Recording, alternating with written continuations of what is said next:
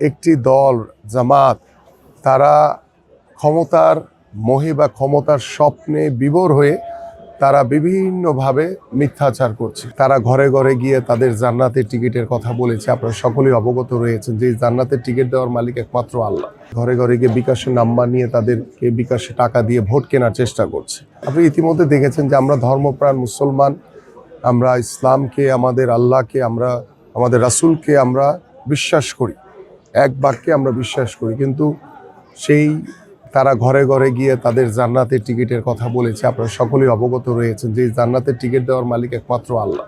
তারা ঘরে ঘরে গিয়ে আমরা দেখেছি, আমি আগেও বলেছি আপনাদেরকে, যে ঘরে ঘরে গিয়ে বিকাশের নাম্বার নিয়ে তাদেরকে বিকাশে টাকা দিয়ে ভোট কেনার চেষ্টা করছে। তারা এনআইডি নাম্বার নিয়ে তারা ভোট জাল করার অপচেষ্টা করছে। এই ধরনের বিষয়গুলো কিন্তু একদম প্রুভেন এবং সামনে ভিডিও ক্লিপ সহ এগুলো আমরা আনুষ্ঠানিকভাবে আমাদের কেন্দ্রীয় দপ্তরে জমা দেওয়া হয়েছে। এটা আমাদের নির্বাচন কমিশন এবং রিটার্নিং কর্মকর্তাদের কাছে তারা দাখিল করবে। এখন আমার কথা হচ্ছে যে আমরা একটি অবাধ সুষ্ঠু নিরপেক্ষ নির্বাচনের অপেক্ষা রয়েছে। এই সময় একটি দল এই ধরনের মিথ্যাচার অপপ্রচার করে বা মানুষকে বিভ্রান্তি করে একটি অস্থিতিশীল পরিবেশ তৈরি করার চেষ্টা করছে।